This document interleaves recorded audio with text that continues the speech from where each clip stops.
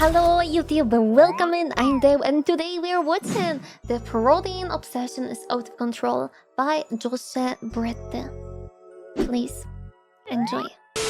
Ride or die. Ooh, protein Eggo waffles. Crush hunger with Hot Pockets high-protein steak and cheddar. Protein's in your water, your chips, your donuts, even your damn pasta.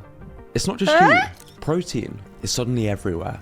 Every year, its search popularity has been increasing, while the number of new products marketing their protein content has almost doubled in the last 2 years. Some companies have even tried selling protein vapes, because Okay, you know I'm a smoker, right? I vape.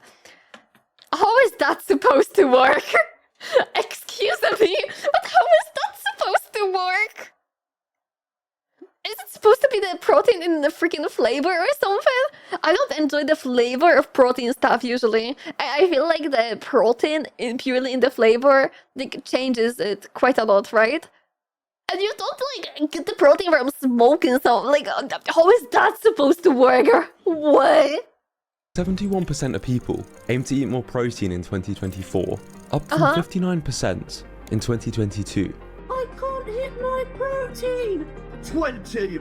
Oh, baby bounce. Not good. Protein time! But if you thought influencers were unhinged with this protein craze, just wait until you see the companies cashing in. From shady marketing to ridiculous new products, they've managed to rebrand everyday foods to charge a premium. But take a look closer and you'll see this protein boom isn't nearly as innocent as it looks. Cheerios under fire tonight. The new lawsuit claiming a new version of the classic with more protein has a lot more of something else as well. So why is this protein gold rush happening now? How are companies getting away marketing regular products as protein snacks? And most importantly, what Protein snacks is something I can kind of understand, you know? Like if you're really on some really restricting type of diet, where you really pay attention to what you eat, you don't allow yourself to snack or something, but you know you still will want to snack, so you're just gonna get some protein snack or something. I can understand it. But you know what I cannot understand? I saw a protein meat in the shop recently. Like, a meat. And they said it's a protein meat. How do you add more protein to freaking meat? Like, how? How? How is that supposed to work? I mean, probably you can make it work, but like, what's the freaking purpose? Like, what do you actually need to know before getting tricked by the label? You guys talk about protein? I love protein. I love protein too. Protein rocks. Protein's first true disciples were bodybuilders. By the 1970s, early sports science and gym culture had made it clear protein was essential for muscle repair and growth. But the first few supplements were awful. Protein of the sea was gritty, fishy, and borderline inedible. But as the fitness industry exploded, so did the demand for something better. By the 1980s, dairy-based protein, which was smoother and better tasting, became the gold standard. What girl's gonna go for me with a body like this? Hey, if the sight of yourself at 18 doesn't convince you, Tom, listen to your senior year girlfriend. Hi, Tom. I'm waiting. Milk. It does a body good. Outside of the gym, though, nutrition trends were dominated.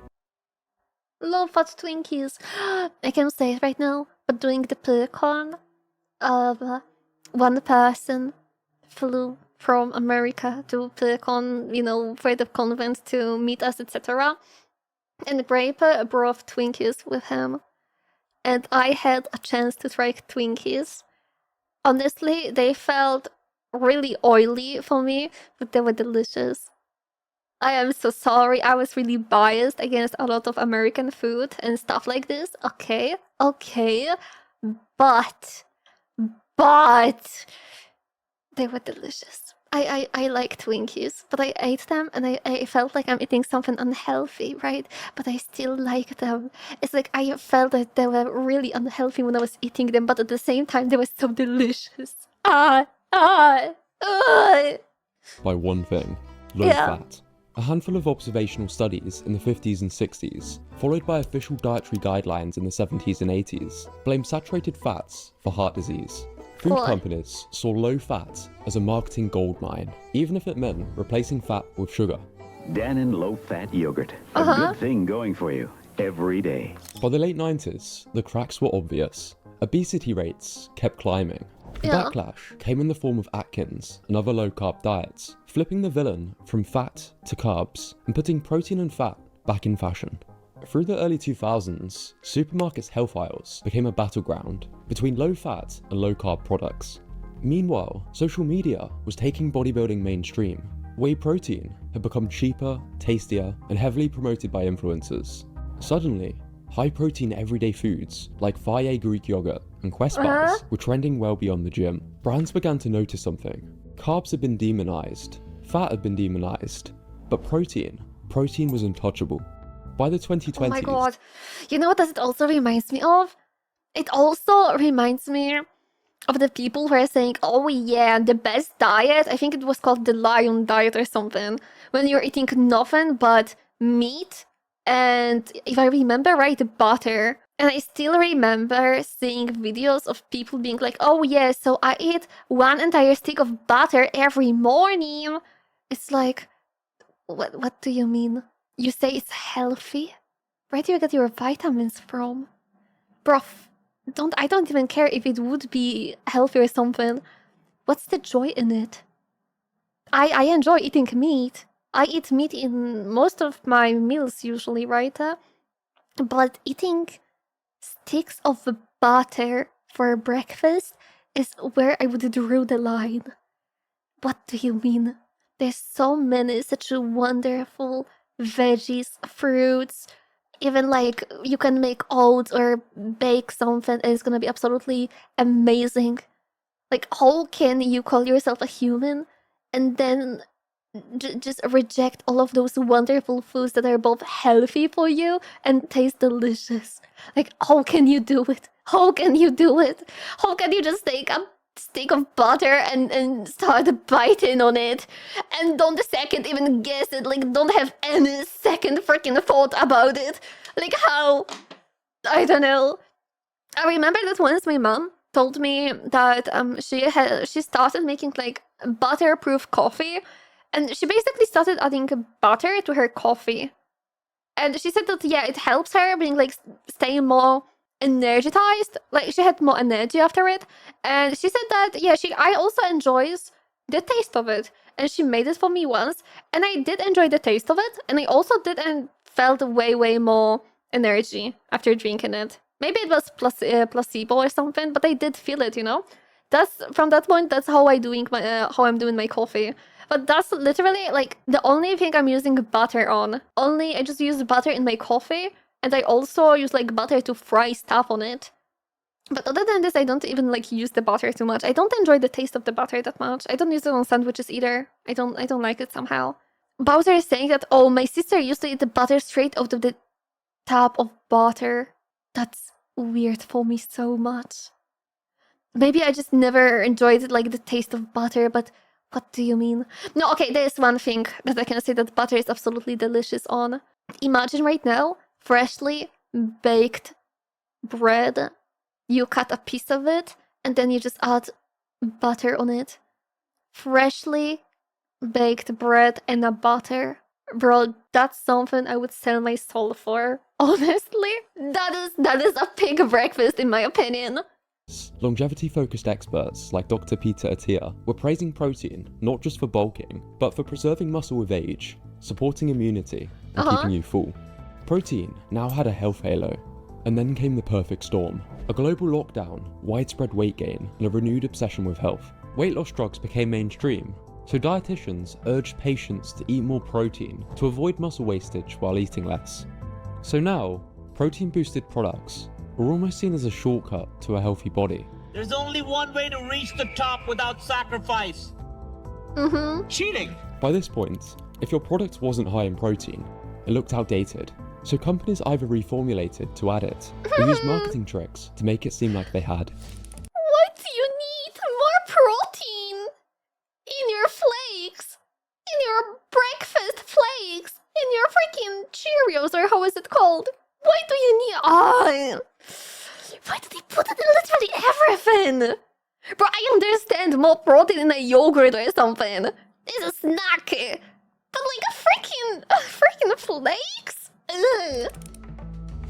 There's one main problem with many high-protein products. Yeah. They aren't high protein. Uh-huh. And it takes a wizard to spot the tricks used to legally get away with it.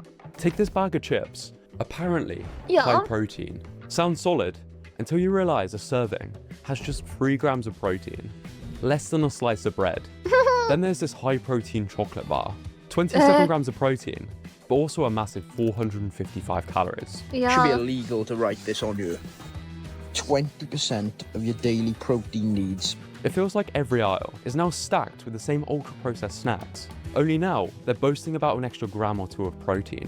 This shite has 12 grams of protein for 250 calories. The Kardashians' popcorn has 7 grams of protein per 150 calories. No. Can we stop fast? What do you mean Kardashian popcorn? Can we stop here for a second? What do you mean by this? What?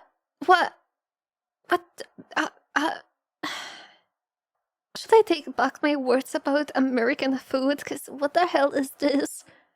I was praising Twinkies, but the Kardashian popcorn is too much for me, for my brain. I'm so sorry. I am so sorry.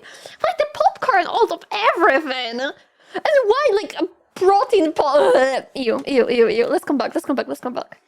Sure, it's a step up, but twice the price is a pretty expensive sprinkle. How can a Nature Valley bar that's only 17% protein still slap protein on the front? To understand how that's even legal, you've got to understand the loopholes they don't want you to know about. Okay. In the US, if a product has just 10 to 19% of the daily recommended value of protein, it can legally be called a good source of protein. 20% or more, now it's high protein. But here's the catch. That daily value is based on just 50 grams of protein a day, which is way below what most people would benefit from for fat loss or building muscle, at least according to the most up-to-date science. But by this rule, if a product has 5 grams of protein, it's a good source. 10 grams or more, now it's high protein, even if it's surrounded by 300 calories of gloop. In the UK and EU, it's a little bit different. If 12% of the calories come from protein, it can be labelled as a source. Over 20%, and it's high protein. So we have many companies including just enough protein in order to make these claims. And when a company doesn't meet these already low thresholds, there's plenty of legal loopholes they can jump through. They could claim 50 grams of protein, then put in small print per pack, or as Cheerios Protein did, add an extra 0.7 grams of protein to regular Cheerios, double the portion size, and then claim 11 grams of protein with milk, which is where most of that extra protein came from, while conveniently leaving out that this great new product has 17 times the sugar per serving. What the fuck? And even the shakes aren't innocent. Slim Fast boasts 10 grams of protein, but that's with fat-free milk. The powder on its own, a measly 2 grams of protein. Companies often dodge strict rules by using vague terms. Instead of saying high protein, which is regulated, they say things like protein packed. Like these protein packed balls, which only have... No, wait a second. They say things like... What do you mean by this? Protein pack, trail mix. I feel like I don't even need to say anything more. It's like, I'm looking at it, it looks so absurd to me. Like, Like, yeah, you're gonna have some protein, but like, what do you mean protein packed? It looks like basically the most typical trail mix ever. Like, Protein packed. Like these protein packed balls, which only have 4 grams of protein per serving. I also added 2 times the protein on here because companies love to do that all the time. You just have to compare to a comparable product. In this case, it has 2 times the protein of Twix. They'll often choose a low protein product as a baseline to make bold claims. Many companies will also include imagery to give their product a health halo, including images of nutritious whole foods on the packaging. Or they'll say something like it has as much protein as an egg, implying that it's just as good, when in reality, it's nowhere near as nutritious. In fact, a lot of protein-boosted foods like breads or chips use lower quality sources like pea or wheat protein. If you already eat plenty of meat, eggs or dairy, it's not a big deal. But if most of your protein comes from these ultra-processed foods, you might be hitting your numbers without properly fueling for muscle repair or growth. Protein quality matters, not just the total. right now at this point, I'm kind of hearing about all of these freaking products that are advertised. I was looking for a word, I'm so sorry. That are advertised as a, oh yeah, you know, like huge amount of protein inside and stuff like this. And I'm like, who is even buying it? Every time I'm in a shop and I see a product with like a huge label, oh yeah, extra protein or something, or like protein blah blah blah blah blah, I'm right away like skipping it, because, you know, I know some few actual protein yogurts and stuff like this, but I know that at the same time, they do have huge amount of protein in it, but at the same time, they taste like shit usually. Oh, Fluffy said this. Oh, Fluffy is saying that she's studying nutrition. If you ever need advice for protein foods, I'm your girl though. If there will be the moment I will hit the gym and try to become a muscle mommy or something, I will hit you up, Fluffy. Definitely. But yeah, I just don't really get the appeal of just buying something just because it's more protein. Like I don't get it at all. It's such a clue. Like I just don't get it. Like, are those actually are there people on this earth who go to shop and try to buy everything with the, oh yeah, we have more protein kind of label on a product and that's it? I just don't get it. I just maybe it's not my kind of lifestyle that, you know, I hit the gym like every day or something, or I don't, you know, heavy exercise or something. Maybe that's why. But I feel like, isn't it just more easy to just, you know, eat a bit more chicken on your dinner and get exactly the same kind of calories, and usually in a cheaper version, or get this, you know, 2 more eggs for the breakfast? It's like, I don't know. It feels easier for me. I understand a healthy snack when you just feel hungry and you want to eat something, you just want to snack on something, or you're gonna watch a movie so you want a healthy snack or something. I get this, but I don't get buying everything just because it has a protein label on it, you know?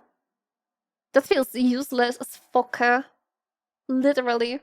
But even when a product adds a meaningful amount of protein, it often comes with a trade-off. To mask the chalky taste or rubbery texture, companies add extra fats, sweeteners, sodium, or other additives. It might taste better, but it can also mean more calories and ingredients which don't necessarily benefit you.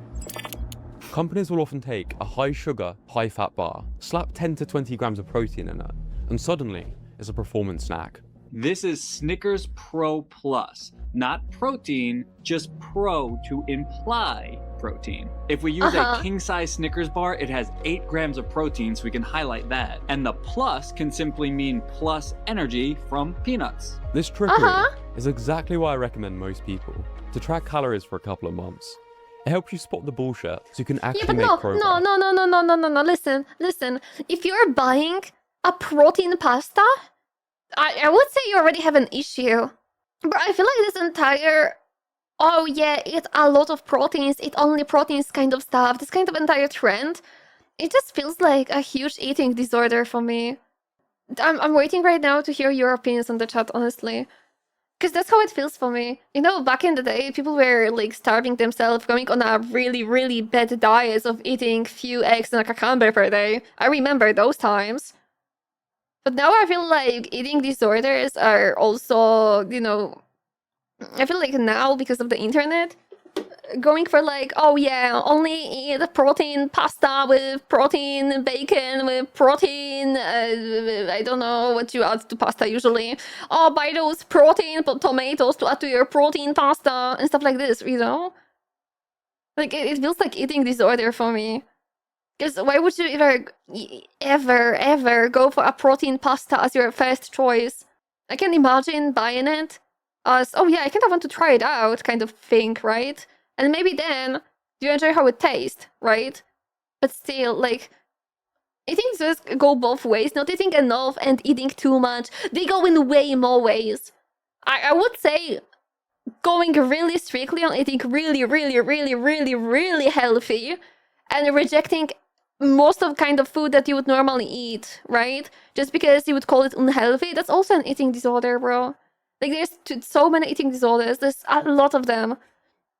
But I get wanting to try something once to see it taste different, or maybe it was on sale or something. But I don't get buying protein stuff and usually also paying extra just to buy it. Stuff like this. I don't get it. Like, literally. There's way more kind of eating disorders than just eating too little or too much. And I would say this stuff does feel like it. To track calories for a couple of months, it helps you spot the bullshit so you can actually make progress. I noticed many of these protein posers while tracking my macros with MacroFactor, who's finally sponsoring this video. Let's say I'm in a fat loss phase with a 2,000 calorie target. If I filled that with high protein Nature Valley bars, I'd only get 100 grams of protein. Protein matters. It's essential for maintaining muscle while dieting, and it's the most filling macronutrient, which helps you stay on track. But you want a good balance of all the macros, not just protein. You could work this out manually, or use MacroFactor, which acts like a smart coach that adapts to your preferences and lifestyle. So if your calorie needs change, it'll adjust with you. It learns from your data over time, and takes just a few minutes a day, partially thanks to the fastest barcode scanner on the market. Plus you can scan labels and save custom recipes, so you can focus on eating instead of messing around. I honestly think everyone should try tracking calories for at least a few months. It makes sustainable fat loss or muscle gain way more intuitive, and is a good way to avoid falling. Yeah, I'm kind of scared of this style, of this lifestyle. I'm sorry I'm gonna say it. If you're working out or you have really specific goal in your head, like losing weight or gaining weight, or you're really into muscle building, I understand it. But I feel like if you're just an everyday person, you don't have a goal with losing weight or gaining muscles or anything. You're just living your life, right? You get some steps done. Maybe you exercise from time to time, as you should. Exercising is good for your body. But if you don't really have a huge goal ahead, then I feel like, I don't know, tracking your calories every day, every meal, every product you buy, it feels a bit obsessive in my opinion. That's what I mean, you know? Like, I believe it is really easy to get really over-obsessed with all of it. And I don't think it's healthy at the end of the day. But I'm also not a doctor. I'm not a psychologist or a doctor. You know, like, I can be wrong. But to me, like, I feel a lot of people are starting to track their calories and then they just get too obsessed with all of it, you know? Falling for sneaky protein marketing, and have a nutritional approach that actually takes you to your goals. MacroFactor is cheaper than MyFitnessPal's premium version, with no ads or upsells. It's also ran by some of the smartest fitness professionals in the industry, and you can try it for free for 14 days using my code JoshBrett with the link in the description. Food companies have figured out a cheat code: slap the word protein on a product, charge extra, and watch the profits roll in. Protein pasta can be almost twice the price for just an extra 3 grams of protein. It's an easy way to charge more for your cereal. But sometimes, these are just regular products, marketed as high protein. 5.1 grams of protein.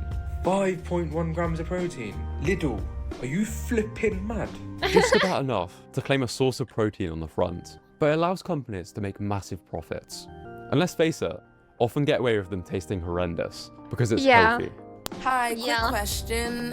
Is the main ingredient in all protein bars shit? With the fitness industry growing, protein has That's only what I'm become saying. Most of the freaking protein food tastes like shit. more valuable to the public. So when people realize they've been tricked by a protein label on regular food, they get understandably frustrated. This is a protein bar. This is a protein bar. This is a steaming pile of wine. This isn't a small trend, it's a full-blown protein gold rush. In the first 3 months of 2025 alone, 8.3% of all new food products bragged about being a source of protein. That's up from 6.1% in 2024 and just 4.6% in 2023. But most people still believe protein equals healthy, so companies get away with the fine print. Take these collagen protein gummies, just 0.15 grams of collagen per serving. That's less than a third of a Tic Tac. Still, people leave 5-star reviews. If I understand, if I remember right about collagen in general, collagen is... Oh, okay, maybe I shouldn't be speaking. Like, I'm not an expert, right?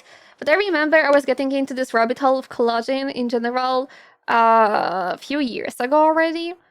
And I remember that most of those kind of collagens like do absolutely shit for you. And like you really, really, really need to do your research on collagen if you want to buy something that's actually gonna work for you. And even if you're gonna ask people on the internet who like paid a lot of attention to it, was learning a lot about it, those people are like always fighting over what product is good, what product is bad, if you should be looking for like the amount of the collagen inside or more of the size of it, blah blah blah blah blah. Like there's still a lot of disputes about it, and a lot of people that are into it are even disputing if it works in general or not. So for this kind of stuff, just you know, just make your research. Fluffy is asking, does Poland have Nutri-scores on products? Yes, everybody in the Europe has it, doesn't it? I think it's like European thing in general to have the Nutri-score. But like Nutri-score in general is another topic, because you know it does feel a bit scummy, you know. Because they taste good and they seem healthy. More and more, we're just getting catfished by clever marketing. And the worst part, they often jack up the protein while gutting the actual nutrition. Let me show you. I'm so sorry for pausing again, but as I said, the Nutri-score feels scummy. We have one comment, Nutri-scores are reliable.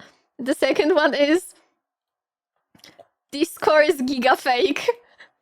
Listen, that's what I'm saying. There's a lot of different opinions about it. Okay. I know what I'm talking about. Yeah, I know that you know, Fluffy. But still, I found it extra funny to have two of those comments right under each other. Oh yeah, it's really relatable. No, it's giga fake. I just love how it feels when you read all of them like right next to each other. The duality. How dumb it can get. Let's say you're trying to lose weight on 2,000 calories a day with a protein goal of 150 grams. Yeah. You could achieve this with the following. For breakfast, protein cereal, a protein Pop-Tart, some collagen gummies, and a Hubba Bubba whey shake. What? For lunch, protein spread in a protein sandwich, What? some birthday cake peanut butter protein, and protein chips. I have a question for Americans right now. What the hell is a birthday cake flavor? It's something I think like I always wanted to ask, but I never really asked. What the hell is a birthday cake flavor? That one thing that I never get. What the hell is a birthday cake as a flavor? Is it just like sponge cake, cream, and the sprinkles? Just another word for vanilla. This way it does make sense, actually. For dinner, protein pizza with a protein beer to wash it down. What? Still under your goal? No worries, just vape the rest. Congrats, you hit your macros. Now try not to protein yourself, because you've consumed loads of sugar alcohols and additives, not nearly enough fiber, and you'll probably still be hungry, since ultra-processed food just isn't as filling as whole foods. I learnt the hard way as a teenager. During lockdown, there wasn't much fresh food in my area, and I was convinced COVID meant instant death. So I basically lived on protein products ordered online. Sure, I hit my calories and lost weight, but I also racked up deficiencies, felt bloated, and barely ate any fruit or veg.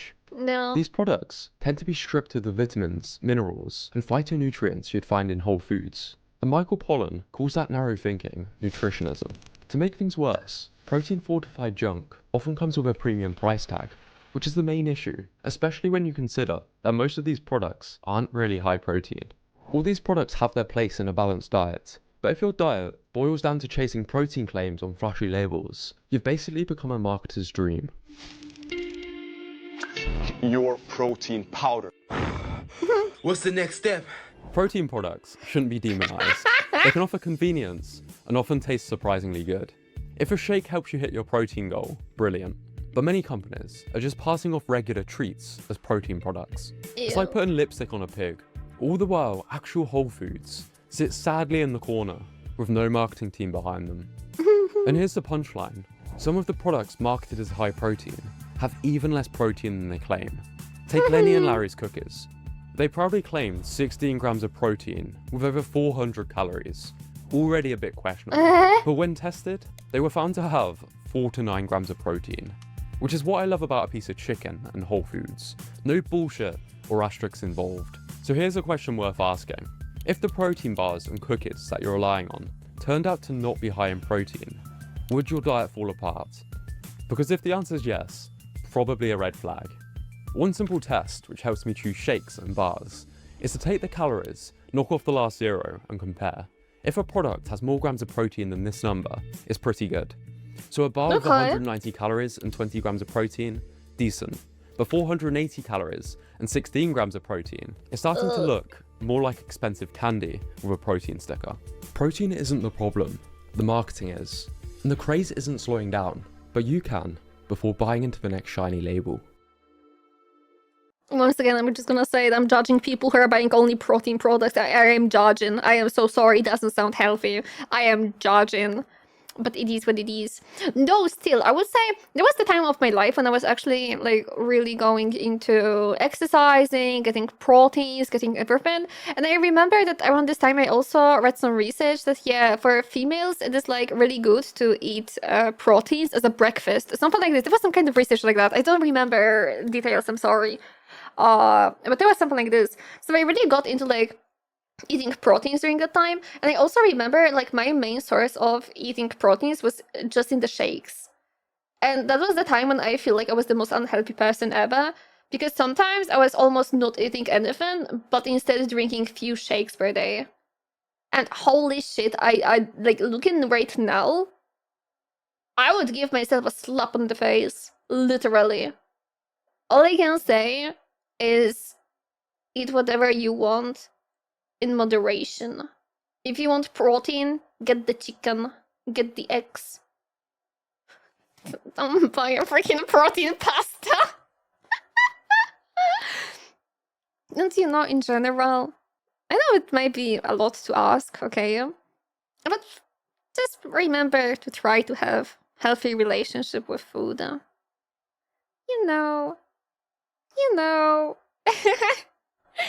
At the end of the day, you're eating to stay alive. You don't, you wait, what? Well, do you live to eat or do you eat to... Wait, what? Do you live to eat or eat to live? I think I'm eating to live usually. But it is what it is. It is what it is, okay? So yes, just eat whatever is tasty. Just eat whatever you want. Have a cheat day now, once in a while. But that's it, guys. Thank you for watching this one with me. A big thank you. Alright? Thank you.